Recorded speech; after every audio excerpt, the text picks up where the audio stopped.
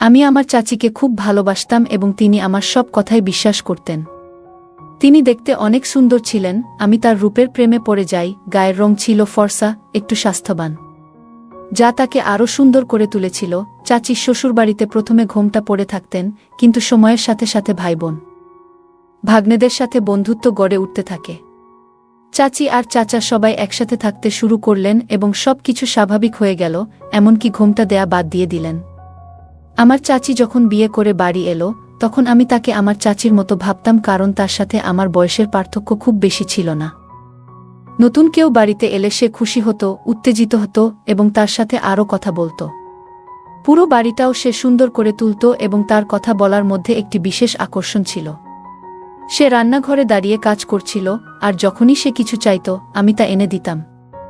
আমরা হাসতাম, ঠাট্টা করতাম, লুডো খেলতাম, কখনো একসাথে বসে চা পান করতাম। আর আমি তার দিকে চেয়ে থাকতাম, জানি না কেন। একটা সময় ছিল যখন পরিবারে এটা নিয়ে কথা উঠেছিল যে হয়তো আমার খালার সাথে আমার কিছু অদ্ভুত সম্পর্ক আছে। এই খবরটি পরিবারের একজন মহিলার দ্বারা ছড়িয়ে পড়েছিল, কারণ তিনি শিক্ষিত এবং সুন্দরী ছিলেন। কিভাবে কথা বলতে হয় জানতেন, ভালো খাবার রান্না করতেন, সবকিছুই বুঝতে পারতেন। পরিবারটি তাকে খুব ভালোভাবে গ্রহণ করেছিল এবং তাকে সবসময় সম্মান করত। কিন্তু যখন তাকে নিয়ে আলোচনা হয়েছিল, কেউ তার বিরুদ্ধে কিছু বলতে পারেনি, শুধু বলেছিল যে তার সাথে আমার সম্পর্কটা অন্যরকম ছিল। আপনি নিজেই ভেবে দেখুন, এটা কিভাবে হতে পারে না। অনেকেই অনেক কথা বলেছিল, যদিও আন্টি সবাইকে আশ্বস্ত করেছিলেন যে আমি তার ছেলের মতো। তিনি বলতেন, যদি চাচা তার মায়ের জায়গায় থাকতে পারেন, তাহলে আমার ক্ষেত্রেও তা সম্ভব। আর একজন ছেলে কি তার মাকে নিয়ে হাসিঠাট্টা করতে পারে না? এভাবে কি আমাদের বিব্রত হওয়া উচিত ছিল? লোকেরা আমাদের সম্পর্ককে ভুল বুঝেছিল, যার ফলে আমাদের একে অপরের সামনে আসা দেখা উচিত ছিল না। কিন্তু যখন মানুষ যদি আমাদের উপর দোষ না দিত, তবে হয়তো অনেক কথাই বলা হতো না। কিন্তু আমরা একে অপরকে অনেক সম্মান করতাম, এবং আজও আমি তাকে একটি পরামর্শ দিয়েছিলাম যা বাস্তবায়ন করতে যাচ্ছিলাম। তাকে অভিনন্দন জানাতে গিয়েই আমি হতবাক হয়েছিলাম, জানতাম না যে এই উপদেশটি আমার জীবনকে ধ্বংস করবে এবং আমার বাড়িতে অশান্তি সৃষ্টি করবে। আমার নাম শ্রাবণ, আমার পরিবারের আমিই যুবক এবং সবচেয়ে শক্তিশালী। সবাই আমাকে বিশ্বাস করত। লোকে বলতো, যখনই কোনো কাজে বিয়ে হতো, সব কাজ আমার হাতে তুলে দেওয়া হতো। তারা জানত, শ্রাবণ যদি কাজে মন দেয় তাহলে তা সফল হবেই। প্রত্যেক পরিবারে এরকম একজন সদস্য থাকে, এবং আমার এক বোন ছিল। আমি, আমার বাবা মা এবং আমার বোন সবাই একই গ্রামে এক বাড়িতে থাকতাম। যদিও তার স্বামী আর নেই, একটা ছেলে ছিল যার নাম ছিল সাজু। সে নিজের জগতে মগ্ন থাকত। সাজু আমার থেকে ছোট ছিল। একবার আমি আমার চাচির বাড়ি গিয়েছিলাম। সেদিন আমি বললাম, চাচি, তুমি এত সুস্বাদু খাবার রান্না করেছ। আমি মুগ্ধ, তার খাবার সত্যিই অসাধারণ ছিল। এরপর থেকে আমি ইচ্ছে করেই তার বাড়িতে যেতাম, শুধু তার রান্না করা খাবারের জন্য। আমি অজুহাত খুঁজতাম যেন তার বাড়িতে খাবার খাওয়ার সুযোগ পাই। একদিন খাওয়ার পর সারা সপ্তাহ তার কথা মনে হতো। কিন্তু আমার মা বলতেন, তোমার চাচির সাথে বেশি মিশো না। চাচা থাকলে কথাই অন্যরকম হতো। মা বোঝাতেন, যখন কারো বাড়িতে বোন থাকে, কোনো লোক তার বাড়িতে যায়। কিন্তু তোমার চাচা নেই, তার স্ত্রী আর ছেলের সাথে তোমার সম্পর্ক কি? হ্যাঁ, তার ছেলে তোমার ভাই, মাঝে মাঝে দেখা করো, কিন্তু তার বাড়িতে যাওয়ার দরকার নেই। 4 ঘন্টা বসে থেকে কি লাভ, মা বলতেন। আমার চাচির সাথে আমার সম্পর্ক যেন ভুলে যাই। আসলে আমার চাচা বয়সে বড় ছিলেন এবং চাচি আমার থেকে প্রায় 1-2 বছরের বড় ছিলেন। আমি বলতাম, তুমি জানো, পরিবারের একজন মহিলাও বলেছিলেন আমার চাচির কট্টর শত্রু ছিলেন। তোমার চাচি এবং পুরো পরিবার জানে তিনি কখনো ভালো কিছু করেননি। সবসময় অন্যের চরিত্র নিয়ে কথা বলতেন। মা বলতেন, সে সাধারণ মহিলা নয়, সে তোমার চাচি। এখন আর তোমার ওখানে যাওয়া আমার ভালো লাগছে না। আমি যদি তোমাকে কিছু করতে বাধা দিই, তুমি কেন আমার সাথে ঝগড়া করছো? আমি বললাম, ঠিক আছে, ভবিষ্যতে এই ব্যাপারটা দেখব। আমার চাচি তখন খুব বিরক্ত ছিলেন এবং শুধু তার অনুভূতির কথাই বলতেন। তাহলে কি পরিবারের কেউ আমার চাচাকে ভালো মনে করবে না? আন্টি কখনোই জীবনে কোনো কাজ করেননি এবং শুধু তার ঘর চালাতেন। তিনি অনেক ধনসম্পদ নিয়ে বিদেশ চলে গেলেন।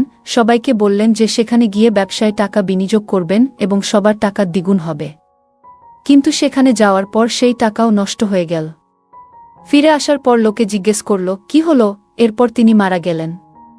তার মৃত্যুর পরেও কেউ তাকে ভালোভাবে স্মরণ করেনি, কারণ তিনি মৃত্যুর আগে পুরো পরিবারকে প্রতারণা করেছিলেন। তিনি ভেবেছিলেন বাইরে গিয়ে ব্যবসা শুরু করলে সবার উপকার হবে, তাদের দ্বিগুণ টাকা ফেরত দেবে, লোকে তাদের টাকাও পাবে এবং তাদের ব্যবসাও চলবে। কিন্তু দুর্ভাগ্যবশত ব্যবসায় ঝুঁকি ছিল এবং সবকিছু নষ্ট হয়ে গেল। আজ আন্টি আমাকে বললেন তিনি তার ছেলের সম্পর্ক দেখতে গিয়েছিলেন, কিন্তু মেয়েটি পছন্দ হলে তাকেও সাথে নিয়ে যাবেন। আজকাল মেয়ে দেখলেই সবকিছু যাচাই করা হয়। সবার সামনে শ্রাবণের মৃগী রোগের আক্রমণ হয়েছিল, যা আগে কখনো হয়নি। কিন্তু হঠাৎ করেই এই সমস্যা দেখা দিল। জানতে পারলাম যে তার এপিলেপসি রয়েছে, এবং আমরা জানতাম না যে কোনো মেয়েকে দেখলেই তার খিঁচুনি হয়। আগে সে নিয়মিত ওষুধ খেত, তাই ভালোই ছিল। কিন্তু আমি লক্ষ্য করলাম যখনই সে কোনো মেয়েকে দেখে তখনই এই সমস্যা দেখা দেয়। এখন এটি প্রায় হতে শুরু করেছে। সবাই বলছে তাকে বিয়ে করালে সমস্যা ঠিক হয়ে যাবে, কিন্তু কিভাবে তাকে বউ দেখাবে যখন তার সামনেই খিঁচুনি হয়? এপিলেপসি একটি জটিল রোগ। প্রথম দিকে মানুষ জানত না যে এপিলেপসির আক্রমণ প্রাণঘাতী হতে পারে। তারা ভাবত কোনো ভূত আক্রমণ করেছে। তারা বিভিন্ন অদ্ভুত পদ্ধতি ব্যবহার করত, কেউ জুতার গন্ধ শুকাত, কেউ জাদুবিদ্যা করত। কিন্তু ডাক্তারের কাছে গেলে তিনি একটি ওষুধ দেন, যা প্রতিদিন খেতে হয়। যেদিন ওষুধ খাওয়া হবে না সেদিন স্ট্রোক হওয়ার সম্ভাবনা থাকে। চাচির বক্তব্য অদ্ভুত শোনায়। লোকে বলে এপিলেপসি আক্রান্ত ব্যক্তিকে বিয়ে করলে সে সুস্থ হয়ে যাবে। কিন্তু চাচির কথাই ঠিক যে মেয়েকে দেখেই যদি খিঁচুনি হয় তাহলে কিভাবে সে সেরে উঠবে? কোনো মেয়ে বা তার পরিবার যদি জানে যে এই রোগ আছে, তারা বিয়েতে রাজি হবে না। আমি বললাম আমার পরিচিত একজন ডাক্তার আছে, আমি তার সাথে কথা বলব এবং প্রতিকারের উপায় খুঁজব। আমি চাচিকে সান্ত্বনা দিয়ে বললাম আমি কাল এসে রাজকে ডাক্তারের কাছে নিয়ে যাব। আমি যাব, তবে মা বলেছে সেখানে না যেতে। কিন্তু কারো সাহায্য করা তো অপরাধ নয়। আমাদের সম্পর্ক কিছুটা অদ্ভুত হয়ে গিয়েছিল এবং আমরা দুজনেই ভুল বুঝেছিলাম। আমাদের চাচির কাজের ধরন ছিল এমন যে তিনি রাতে দেরি করে আসতেন। পরিবারের অভ্যাস ছিল রাতে চা পান করা, এবং আমারও সেই অভ্যাস ছিল। চাচি রান্নাঘরে চা বানাতেন, আমিও সেখানে যেতাম। আমরা রান্নাঘরে দাঁড়িয়ে চা খেতাম এবং এখানে ওখানে কথা বলতাম, কিন্তু লোকে আমাদের লক্ষ্য করল যে আমরা মাঝরাতে উঠে হাসাহাসি করছি। একদিন আমরা রান্নাঘরে দাঁড়িয়ে হাসছিলাম, ঠাট্টা করছিলাম। হঠাৎ চাচা কাজ থেকে তাড়াতাড়ি ফিরে এলেন এবং দেখলেন। তিনি বললেন তোমার ছেলেকে বুঝিয়ে বলো। সেই ঘটনার পর থেকে আমাদের সম্পর্ক পরিবর্তিত হল। তারপর সবাই আলাদা ঘর বানিয়ে নিল।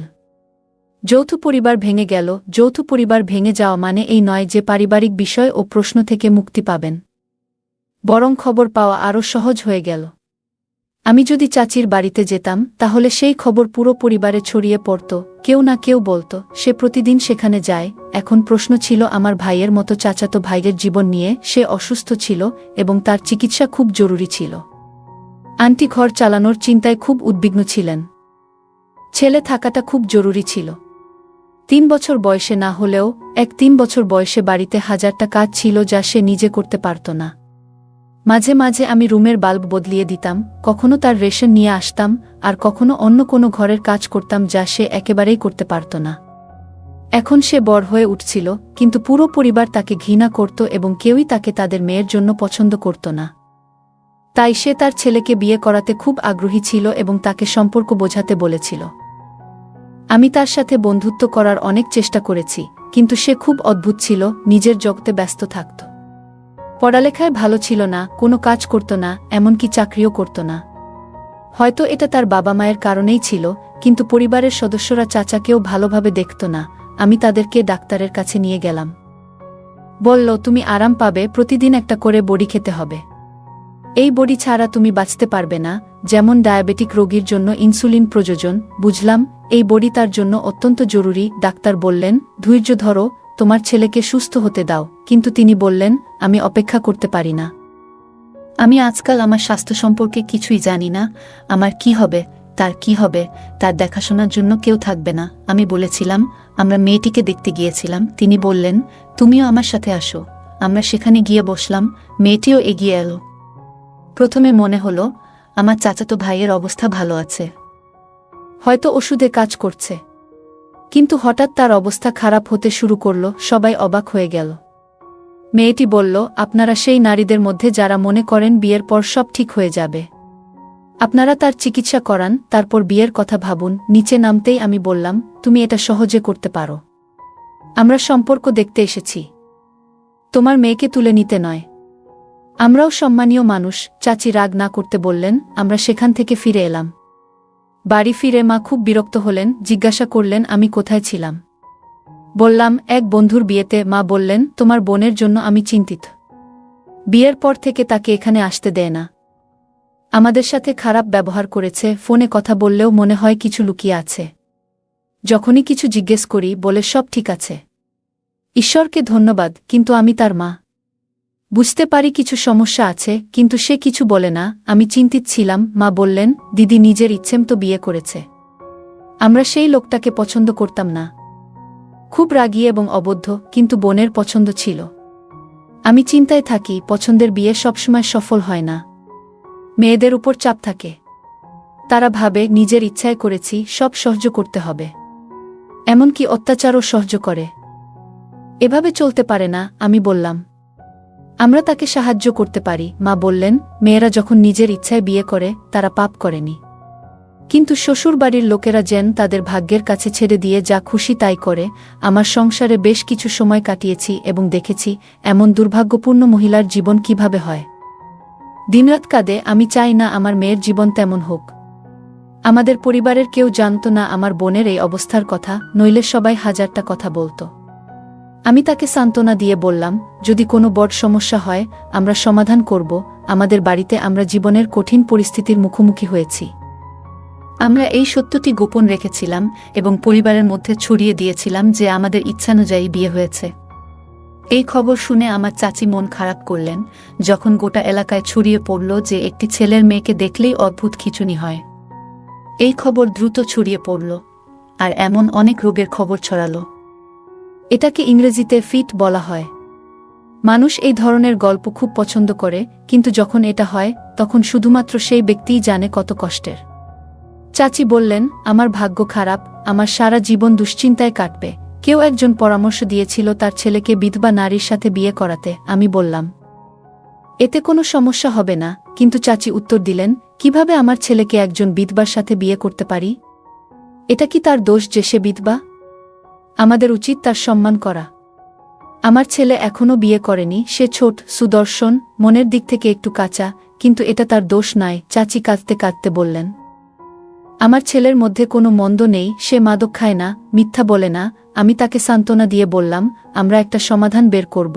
তিনি কখনো কারো সাথে খারাপ আচরণ করতেন না, কোনো মেয়ের দিকে তাকাতেন না, বরং নিজের জগতে ব্যস্ত থাকতেন। সম্ভবত তার অসুস্থতার কারণেই তিনি অন্যদের সাথে মিশতে পারতেন না। আমি বিশ্বাস করি না যে তিনি অন্য কোনো ধারণা দিয়েছিলেন, তবে আমি মনে করি এটি পুরোপুরি ঠিক। এবং আপনি যেমন বলছেন, মহিলা যখন কেউ একটি মেয়েকে বিয়ে করে এবং কয়েক বছর পরে তার স্বামী মারা যায়, তখন সে একজন মহিলার বয়স বাড়ে না, কিন্তু তার জন্য আবার বিয়ে করা কঠিন হয়ে যায়। যদি আপনি এমন একটি মেয়েকে বিয়ে করেন যার স্বামী মারা গেছে এবং তাকেও পুনরায় বিয়ে করতে হয়, তবে সে অবশ্যই আপস করবে। বিয়ে করলে অনেক সমস্যা হতে পারে, কারো হয়তো হার্টের সমস্যা, কারো পায়ের সমস্যা, বা অন্য বড় অসুখ। মহিলাদের জন্য পরিস্থিতি কেমন হবে? বেঁচে থাকাও যেন এক প্রকার রোগ, এবং এর অদ্ভুত ব্যাপার হলো, হঠাৎ কিছু হলে লোকটি ভয় পায় এবং ভাবে হয়তো পাগল হয়ে গেছে বা কোনো অশরীরী শক্তির কবলে পড়েছে। কিন্তু এটা আসলে এক ধরনের রোগ, ওষুধ খেলে সব ঠিক থাকে। আপনার ছেলেকে এমন একটি মেয়ের সাথে বিয়ে দিন। তাহলে সে তার দেখাশোনা করবে এবং আপনার সংসারও দেখবে। আজকাল একটি মেয়ে অনেক কষ্টে বিয়ে করে এবং বিধবা হলে পুনরায় বিয়ে করে। এই দ্বিতীয় সুযোগটি তার জন্য বিশেষ, এবং তিনি এটি কোনো কারণে হারাতে চান না। যেমন কোনো মহিলার ক্ষেত্রে হয়, তৃতীয়বার বিয়ে করা সবথেকে কঠিন কাজ। তাই যদি কেউ জানে যে তার সঙ্গীর স্ট্রোক হয়েছে, তাহলেও তার অসহায়ত্বের সুযোগ নিয়ে বাঁচা কঠিন। কিন্তু অন্তত থাকার মতো একটি ছাদ পাবে। আমার খালা অবাক হয়ে বললেন, তুমি কি এমন কাউকে পছন্দ করছো? আমি নিজেকে বলছি না, তবে তুমি নিশ্চয়ই তাদের মধ্যে একজন যারা কোনো নারীকে সহজে ভালো মনে করেন না। তিনি বললেন, আমার ছেলে অসুস্থ হলে তার কি দোষ যে তাকে শাস্তি দিতে হবে? একজন মহিলার স্বামী মারা গেলে সেই মহিলার কি দোষ? আমার খালা রাগান্বিত হয়ে বললেন, তুমি ঠিক বলছো, কিন্তু আমার মন কিছুতেই মানতে চাইছে না। আমি কয়েকদিনের জন্য শহরে যেতে চাই, তাকে সাথে নিয়ে যাচ্ছি। সেখানে গিয়ে ভাবব কি করব। মেয়েটি বলল, নিজের খেয়াল রেখো। তুমি আমাকে অনেক সমর্থন করেছ, যদিও আমি জানতাম তোমার মা এটা পছন্দ করবে না। তিনি অবশ্যই তোমাকে বাধা দেবেন। আমি তোমার মায়ের সাথে কোনো খারাপ সম্পর্ক রাখিনি, শুধু যে আমি তার থেকে বেশি সুন্দরী, তাই তিনি আমার সাথে ঝগড়া করতেন। এটা মেয়েদের স্বভাব। তুমি এটা বুঝতে পারবে না, এটা তোমার দোষ নয়। মাঝে মাঝে আমরা মনে করি আমাদের সম্পর্কের ঘৃণা করার অধিকার আছে। শাশুড়ির মতো তিনি কখনোই পুত্রবধূর সাথে ভালো ব্যবহার করতে পারেন না, কারণ তিনি সমাজের সবকিছু দেখেছেন এবং এটিকে তার কর্তব্য বলে মনে করেন। আমার খালা বললেন, তুমি নিজের যত্ন নাও এবং আমি কিছুদিন থাকতে চাই। তুমি একটু বিশ্রাম পাবে। আজকাল তিনি বললেন, তুমি খুব ভালো থাকো। আমার যদি একটি মেয়ে থাকতো, আমি অবশ্যই তাকে বিয়ে করতাম। তিনি হাসলেন এবং বললেন, তাহলে যদি তোমার একটি মেয়ে থাকতো, আমি সকালেই শহরে চলে যাব। ওর ছেলের বিয়ে শুনে আমি খুব খুশি হলাম এবং বললাম, দেখ, আমি আমার ছেলের বিয়ে দিয়েছি আর তোকে বলিনি। বিয়েটা হয়তো খুব তাড়াতাড়ি হয়ে গেছে, কিন্তু খুশির ব্যাপার হলো আমি আমার চাচিকে দেখতে শহরে যাচ্ছি। তুমিও আমার সাথে আসবে। দেখি কার ভাগ্য বিগড়েছে, আমার মাকে অনেক কিছু বলতে পারিনি। একই শহরে যেখানে আমার বোনের বিয়ে হয়েছিল, তাই হয়তো আমার মা যেতে প্রস্তুত ছিলেন, যদিও আমাদের তার বাড়িতে যেতে দেওয়া হয়নি। আমার শ্যালক বলেছিলেন যে আমাদের বাড়িতে কেউ আসবে না, কিন্তু আমার মায়ের মনে একটি ইচ্ছা ছিল যে আমরা হয়তো দেখা করতে পারি। কৌতূহল একজনকে এমন কিছু করতে বাধ্য করে যা আমার মাকে কোনো রাতে বিয়ে করতে পারে না বা তার বউয়ের সাথে দেখা করতে আসতেন। কিন্তু মেয়েটা কেমন আছে, তাই তিনি যেতে রাজি হলেন। ওই শহরে আমার মামার বাড়িটি দেখে মনে হল বিয়েটা হয়েছে। আমরা ভিতরে ঢুকলাম এবং তারা আমাদের বসার ঘরে বসিয়ে দিল। এই চাচি আসার পর তাকে খুব সুন্দর এবং খুশি দেখাচ্ছিল। আমি তাকে অভিনন্দন জানালাম এবং মাও বললেন, আসুন, আমাদের ছেলের বিয়ে হয়েছে। এখন ভগবান ভবিষ্যতের মঙ্গল করুন। আমি আন্টিকে অভিনন্দন জানালাম এবং বললাম, যখন আপনি আমাকে আমার বোন এবং তার স্বামীকে পরিচয় করিয়ে দিলেন, আমরা দুজনেই হতবাক হয়ে গেলাম, কারণ আমরা জানতাম না। আমরা জিজ্ঞেস করলাম, এসব কি হচ্ছে? এটা কিভাবে হতে পারে যখন আমাদের চাচি বলেছিলেন যে আপনার বোনের স্বামী মারা গেছেন? কিন্তু তার শ্বশুর বাড়ি তাকে কাজে লাগাতে রেখে দিয়েছে। আমি বিষয়টি জানতে পেরে তাকে সাহায্য করার কথা ভাবলাম। তিনি বললেন, এ বিষয়ে কাউকে বলবেন না, তারা খুব বিপজ্জনক। তবে আমার ভাই পুলিশে আছে, তার সহায়তায় তাকে সেখান থেকে বের করেছি। তারপর থেকে সে এখানেই থাকত, কিন্তু তখনও আমি তাকে আমার ছেলের সাথে বিয়ে দিয়েছিলাম। একজন মহিলা হিসেবে সে তার যত্ন নেবে। আজ তাদের বিয়ে হয়েছে এবং ঈশ্বরকে ধন্যবাদ, এই বোনটি আমার আসল বোন ছিল না। সে আমার প্রথম স্বামী যে মারা গেছে, তাই সে আমার আসল বোন ছিল না এবং সে শ্রাবণের আসল কাজিনও ছিল না। সেই দুষ্ট লোকের খপ্পরে পড়ে তাকে বিয়েও করিয়ে দিয়েছি, না হলে এই সময়ে আমার বোনকে অনেক কষ্ট দেওয়া হতো। আমার মামাতো বোনকে জামাই হিসেবে মেনে নিয়েছি। আমি আন্টিকে বলেছিলাম যে আপনি সত্যিই খুব ভালো সিদ্ধান্ত নিয়েছেন। আমার এই কাজিন আমার বোনকে পছন্দ করেছে, এটা সে কখনো কাউকে জানায়নি। এখন সে তার ভাগ্যের দিকে ফিরে গেছে এবং বিয়ের পর তার অবস্থা অনেক ভালো হতে শুরু করেছে। কিন্তু তারপরও আমার বোন তাকে ভালোভাবে সামলে নিয়েছে, যদিও সে তার থেকে একটু বড় ছিল। দম্পতিকে খুব ভাল লাগছিল। তারা গ্রামে ফিরে এসে এখানেই বসবাস শুরু করেছে। খারাপ অবস্থায় ছিল, এই 2 বছর খুব কষ্টে কাটিয়েছে, কিন্তু এখন তারা ভালো আছে। তার স্বামী এক দুর্ঘটনায় মারা যায় এবং এরপর তার শ্বশুরবাড়ির লোকেরা তাকে আরও একা করে তোলে। তবে তার ভাগ্য ভালো ছিল যে তার চাচি তাকে সেখান থেকে উদ্ধার করে। এখন সে বলতো, আমি সুখী এবং আমার জীবনে কোনো অভিযোগ নেই। সে বলতো, যখন থেকে আমি শ্রাবণ এর সাথে বিয়ে করেছি, তখন থেকেই মনে হচ্ছে আমি সঠিক কাজ করেছি। আল্লাহ আমাকে ক্ষমা করেছেন এবং আমি এখন খুব খুশি। আশা করি শ্রাবণও খুশি হবে। গল্পটা কেমন লাগলো জানাতে ভুলবে না। আরও মজার মজার রোমান্টিক গল্প শুনতে চাইলে ভিডিওটি লাইক, শেয়ার এবং চ্যানেলটি সাবস্ক্রাইব করতে এবং বেল আইকনটি ক্লিক করতে ভুলবে না। ধন্যবাদ।